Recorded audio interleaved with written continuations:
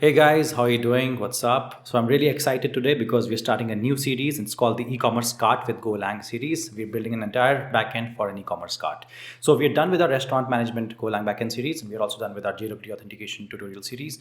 And whatever we learned in those two series, we're kind of going to apply that here, right? Even if you don't know that, not a problem. I'll try to explain it again. But if you've done those two series, it's just going to help you a lot more. Now, I'm calling it e-commerce cart and not a complete e-commerce platform. The reason is that I'm going to keep it short, right? I'm going to take the essentials of an e-commerce like a cart system, right? And I'm not going to have the entire e-commerce platform. The reason why I want to keep it short is because with the restaurant management series, what happened was it lasted for 18 videos in that series and almost 30 minutes and above. So 2,000 people started the series and only 200 were able to complete it, right? So it's a big drop off. So what I'm realizing it is that I need to keep the series shorter, like let's say 8, 9, 10 max videos. Can't go more than that because there's a huge drop off that I'm seeing. So because I think people kind of give up after 10th video. They think it's too big, the project is too big for me. So instead of making the projects bigger and bigger, because my original plan was to start with JWT and then restaurant and then build a whole marketplace e-commerce platform, right? It was going to be a huge project, which would have lasted like 40 videos or something. But I'm realizing that people drop off and they, after 10 videos, they kind of get a fatigue or they're not able to handle such big projects. So I'm going to make it shorter, and let's see how this project does, and then probably we can include a bigger project later on, right? I hope that makes sense. So let me explain to you how it's going to work, right? You're going to have a user. As you know, I don't talk much. I get right into the code and right into explaining to you how things work, right? So this is, we're going to have the user. He's going to sign up. He's going to log in. So we'll have sign up and login APIs.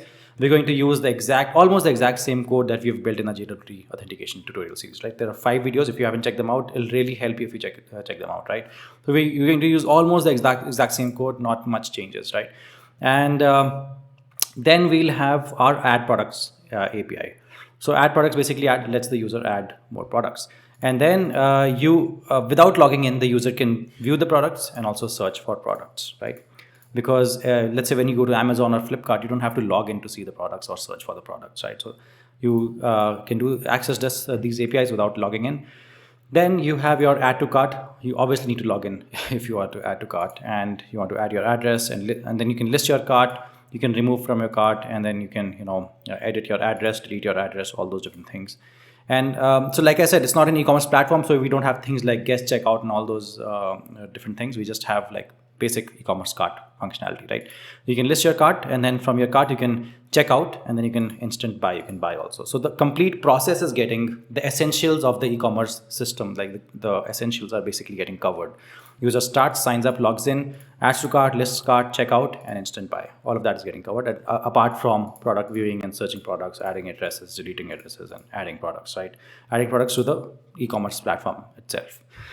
So that's about it. I've not kept user authorizations, like let's say there's an admin and only he can add products, and there's a user. I have not done all those things, right? To keep the series shorter. But in case some of you are interested, what we'll do is we'll finish this little series, I'll try and finish this in about 9 to 10 videos. When I say small, it's not going to be very small, right? It's going to take 9, 10 videos of, let's say, I don't know, 20, 25 minutes, I guess, or maybe even more.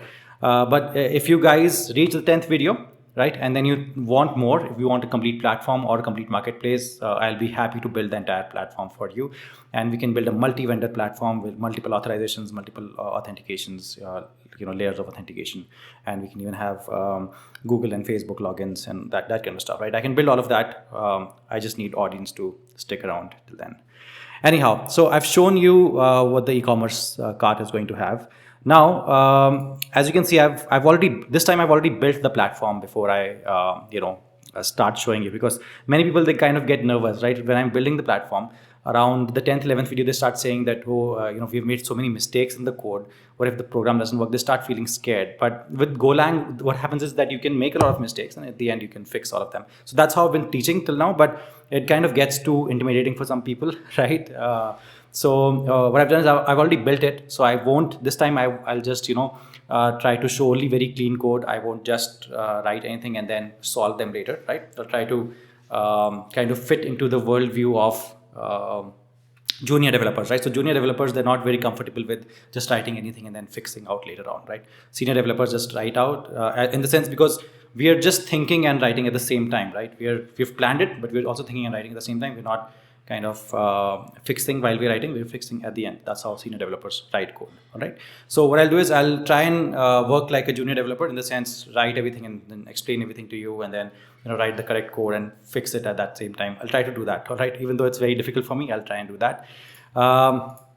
So that's, yeah. So I want to show you that the program is running, and the Gen framework basically lists out all these different APIs lists for us. It lists out all this, sign up, login, add product view, search, add to cart, all these different things. And here is your Postman. So in the Postman also I've created a collection. What I can try doing is I can share the collection with you. I think that'll make more sense. I'm not sure what works out for you. You can leave it in the comments below. Do you want the code? Do you want me to push the code right now on GitHub and then you want to follow along, code along, or do you want me to complete the series like I always do and then push the code on GitHub? You can let me know in the comments below. All right, I'll do that. And also let me know, how do you want the Postman collection to be? As in, how do I send you the Postman collection? I can maybe create a WeTransfer link or something like that, right? And or I can just copy and paste. I can create a Swagger documentation document and just copy and paste the whole link there on GitHub maybe.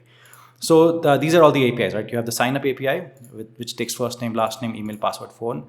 You have the login API. You have the add product. You can add a product, and then you have to for add product you don't need authentication right now. For product viewing, you don't need authentication. Searching, you don't need authentication, but you need to add name, which is the key, and you have to add value to search the product. And when you want to add products to cart, that's when you start requiring the token, right? And you also need to pass the user ID and the product ID that you want to add to the cart. For removing item to the cart, you also, again, you need to pass the product ID and the user ID. And to list items in the cart, you just need to pass the user ID, so that in the database, you need to find the cart, items that he has passed into the cart. Then similarly with add address, you'll do the same. You'll need, token, right? And then you'll need the user ID also, address. Then you have something with edit address, you have delete address. Then comes the, one of the most important APIs, the cart checkout. For that, you'll pass the token and you'll pass the user ID. And the byproducts one, where you pass the user ID and also the product ID. All right, so those are all our APIs. I've already shown them to you almost, in this way also. So I've shown you the Postman, I've shown you the diagram, I've shown you the project is already there and it's working. So let me know if you want me to push it on GitHub right now. I'll push it and you copy it and then you start working on the series, or however you want to. So this was more like an introductory kind of a video today. And from tomorrow, we'll actually start working on it, and we'll kind of build it fast. And as in, I'll build it really fast, right? So if you've been working with me on Golang, you would already know a lot of things. But even though I'll work fast, I'll try and explain everything to you, so that even if you don't have any, if you've not done the previous projects on Golang, you'll still understand quite a bit. All right. So do subscribe to this channel, because I come up with awesome projects. You already know that, right? If you've been watching my videos, I have more than 100 videos on my channel for Golang only. All right. So do subscribe, and thanks a lot for watching. And also I've also been posting Web 3.0 and blockchain videos. Please check them out, because I'm creating a huge platform, NFT platform, right, where you can sell. It's like an NFT marketplace. You can sell your NFTs. I'll be showing that in a series on YouTube, but you won't understand anything if you don't watch the blockchain and the other videos that I've been posting, like SHA-256 video that I posted yesterday. If you haven't watched it, you won't understand anything in that series that I show you, right? Because I'll be showing you at a much deeper level. I won't just show you by using some technology how to make the marketplace. I'll show you at a much deeper level how you can actually create your own blockchain and then create the NFT marketplace. All right. So thank you for watching, and I'll see you in the next video.